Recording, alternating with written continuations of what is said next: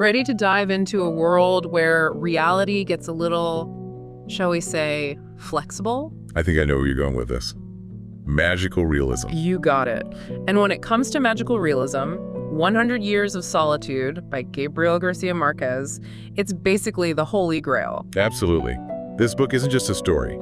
It's an experience, a whirlwind of fantastical events and deeply human characters. It's no wonder it's considered a cornerstone of Latin American literature. I mean, even literary giants like Toni Morrison have cited it as a major inspiration. Right. And what we're going to unpack today is how Garcia Marquez weaves together those magical elements with the very real history, politics, and social dynamics of Latin America. And the cool thing is, we're not just talking about the novel itself. We've got excerpts from a New Yorker article that gives us a glimpse into Garcia Marquez's own life. Oh, fascinating. Because you can't fully appreciate 100 Years of Solitude without understanding the world that shaped its author. Exactly.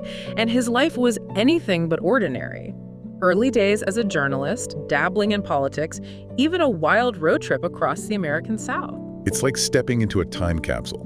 Seeing how those experiences might have influenced his writing is incredible. It really is. For example, that journalism background, you can totally see it in his sharp observations, the way he captures the nuances of human behavior. It's true.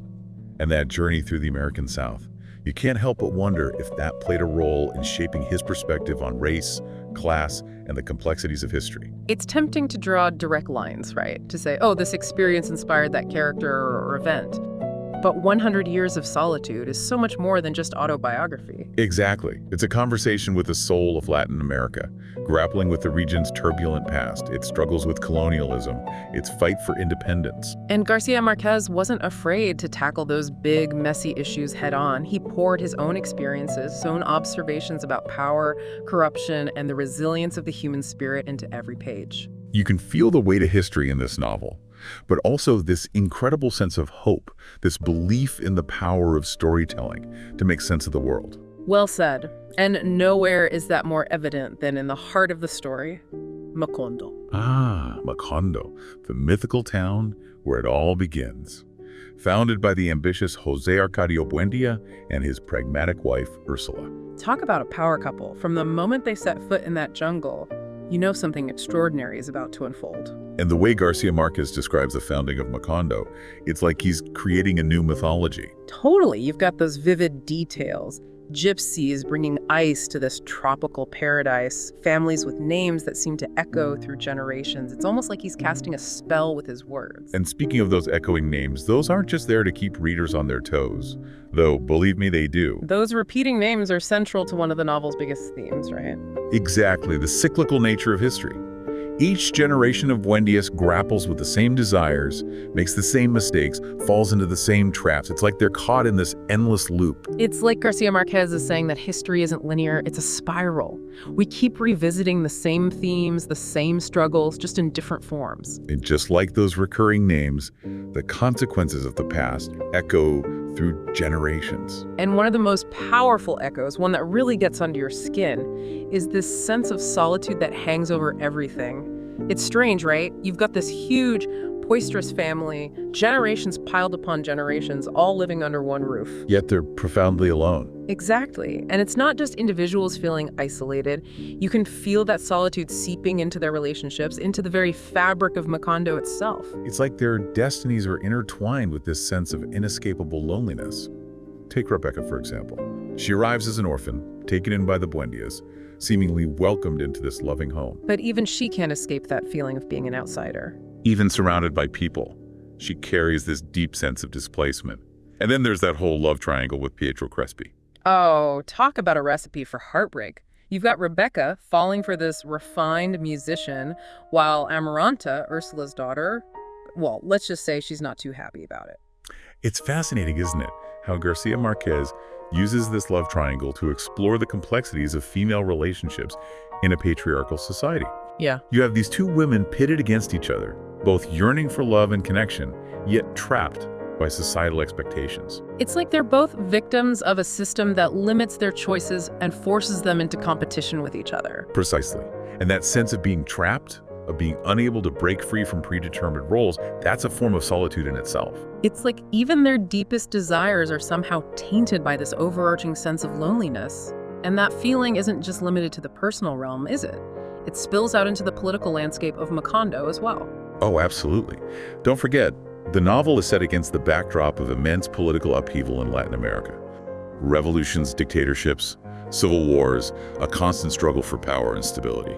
And Garcia Marquez doesn't shy away from showing how those external conflicts seep into the lives of the characters, how they amplify that sense of solitude and disillusionment. A prime example, Colonel Aureliano Buendia. He starts as this idealistic revolutionary fighting for freedom and justice. But the war, it takes a toll. You watch him become more and more isolated, his dreams turning to ashes. It's a reminder that solitude can exist even in a crowd, even when you're surrounded by comrades fighting for the same cause. He becomes a shell of his former self, trapped by the very cycles of violence he set out to break. It's tragic, really. And in a way, it speaks to that same sense of being trapped by fate, by history, that we see playing out in the lives of the other characters. It's like no matter how hard they try, they just can't escape those cyclical patterns of love, loss, and ultimately solitude. And that's where things get really interesting, right? Because just when you think you've got a handle on the world of 100 years of solitude, Garcia Marquez throws you a curveball. Or maybe a flock of yellow butterflies. Because suddenly, we're not just talking about metaphorical solitude. We're talking flying saints, plagues of insomnia, and characters who age backward. We're talking full-on magical realism. And that's what makes this novel so brilliant. Garcia Marquez doesn't just use magical realism as a gimmick.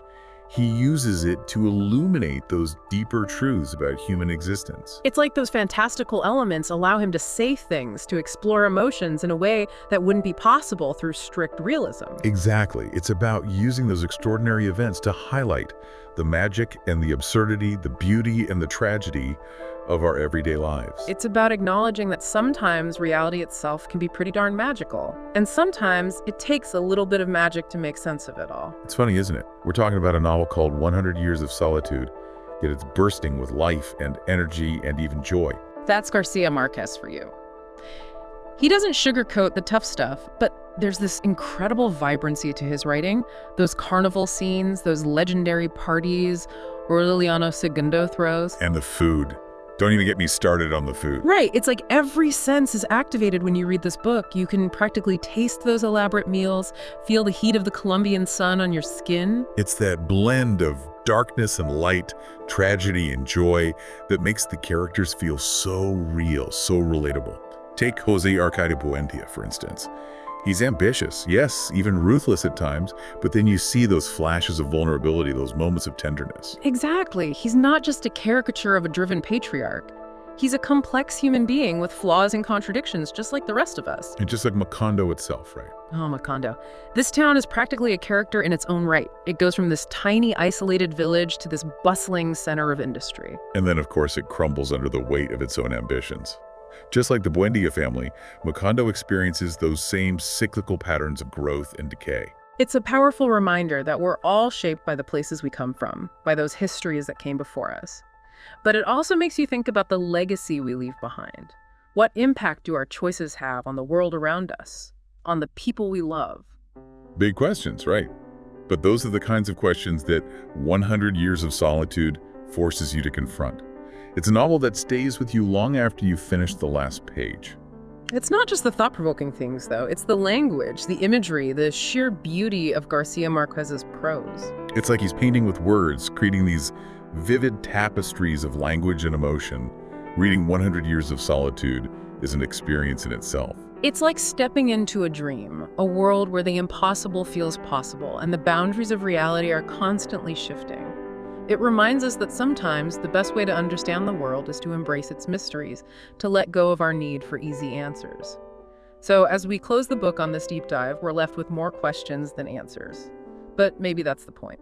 Maybe the real magic of 100 Years of Solitude lies in its ability to spark our curiosity, to make us question, to keep us thinking long after the story is over. And on that note, we'll leave you to ponder the magic and mystery of Macondo. Happy reading, everyone!